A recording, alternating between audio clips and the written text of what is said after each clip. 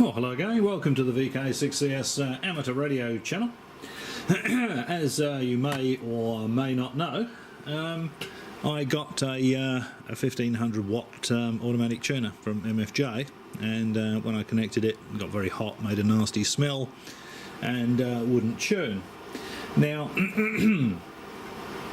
MFJ have sent me another one. Thank you very much, MFJ. Now what I did was just very quickly, if you looked at the if you saw the video before, I'm a bit extra scruffy today because I've been doing some decorating around the house. Now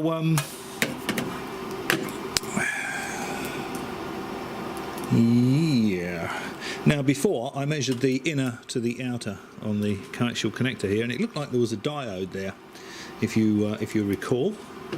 So I don't know whether I can actually show you that.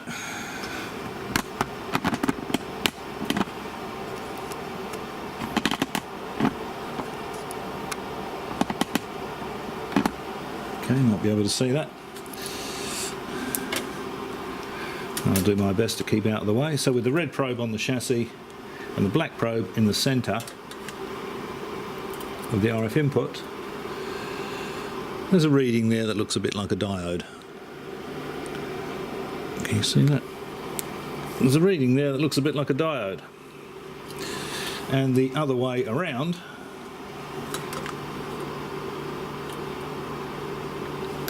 there's nothing. It's open circuit. That's on the R times 1 range. I didn't bother putting it on a times 10 or times 100. Okay, so what's it like with the new one?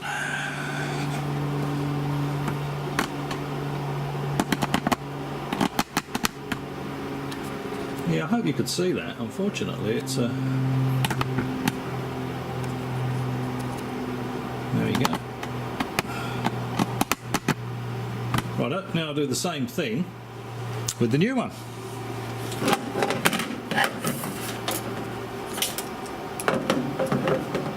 Good thing to stand up. It's still in shot. Yep. Okay.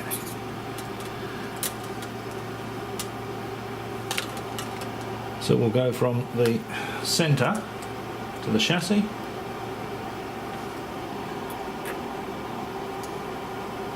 Looks like there's a capacitor there. Completely different reading.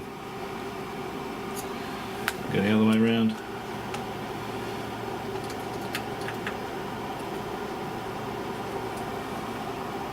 Open circuit, same as the other one. So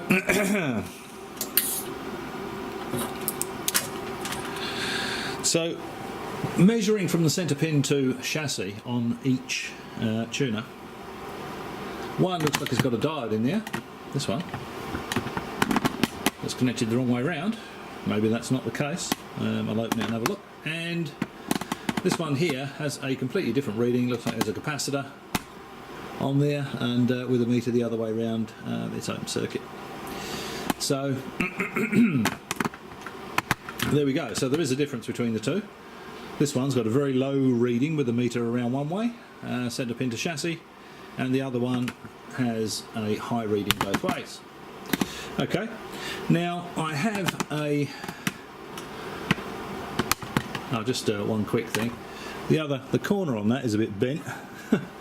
And the corner on the other side is a little bit bent, so I'll have to straighten that out, but never mind.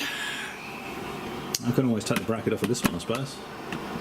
No, the bracket on this one's a bit better, although it's the whole bottom plate, isn't it? Anyway, I'm sort of going off at a tangent. So here is the bias T, and I'll just make sure the polarity on the bias T is good. Where are we? DC volts. DC volts, there we go, 15.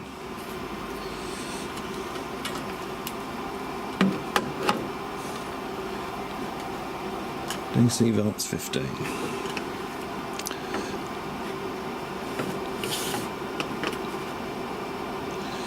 Something to prop that up, really.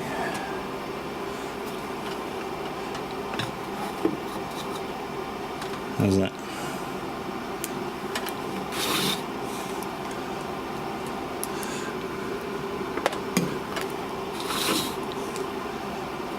Okay. Now, the bias T. So first things first, we'll just check from the outer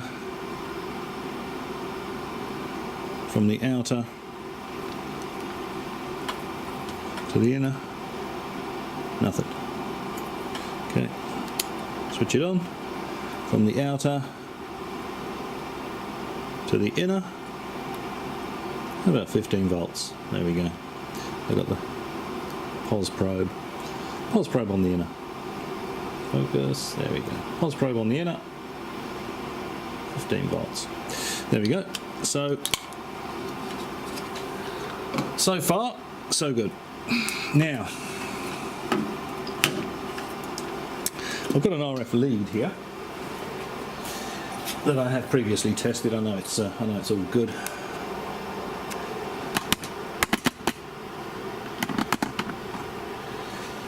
That I'll connect to the new tuner.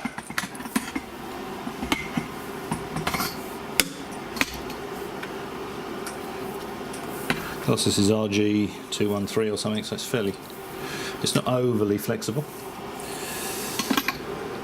I've got the elbow on there because when the tuner's mounted the other way up, the coaxial cable needs to come out of there at right angles.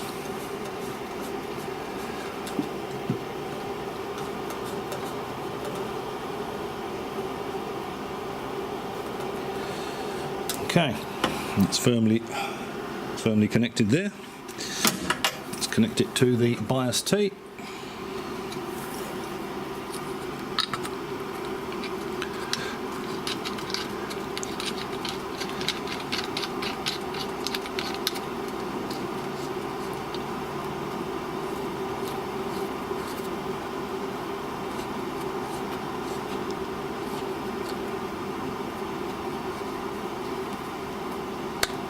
That's better.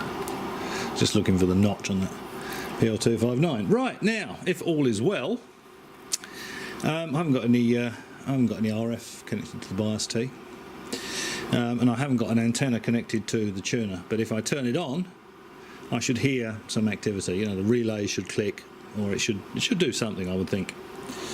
My SGC230, when I apply power to it, I can hear all the relays just go junk, junk, junk, junk, junk, junk, you know. Even though it's not tuning, it's got a sort of default level that it sets itself to. Actually, the SGC230 might set itself to the previous thing. Okay, here we go. Moment of truth. Turn it on. Aha! Did you hear that? That is a healthy noise. Let's turn it off.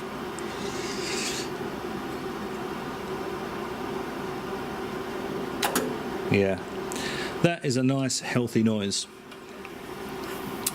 So it looks like this one is going to be a good one. So I haven't got any RF to put in it at the moment because I took the radio and the amplifier off the bench to put these two things on it. So to generate, actually I could generate a bit of RF. I might try it. But first of all, let's just see what the current draw is. While it's just sitting in idling mode.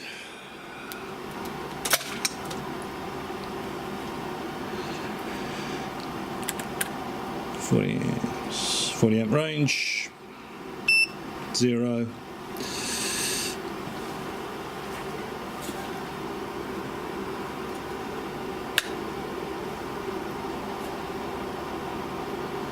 And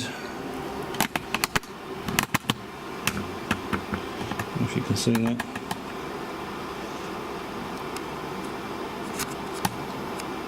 There we go. It's drawing about, I don't know, 90 milliamps, 100 milliamps. So that to me looks considerably better. It's obviously not going to go up in flames. And made a nice healthy noise when I turned it on. So all good. So what I'll do is I'll connect it up to some RF, and I'll see how it compares with the SGC 230. You know, I started doing that last time and found that the original one of these tuners didn't work. So what I'll do is I'll do another video actually, because you know, conditions may have changed, the relative antenna current may be different. So I'll get all set up, and I'll do another video that will show the difference between the SGC230 and the MFJ 998RT with regard relative antenna current, just to see if it gives a better or worse, or the same tune, or the same match, same amount of antenna current. Okay, well, so far so good. As always, hope you found that interesting. And get the pliers on that, straighten that out. And just out of curiosity, I might open the other one up just to see if I can see what's burnt up in it. Thanks for watching, and I'll catch you next time.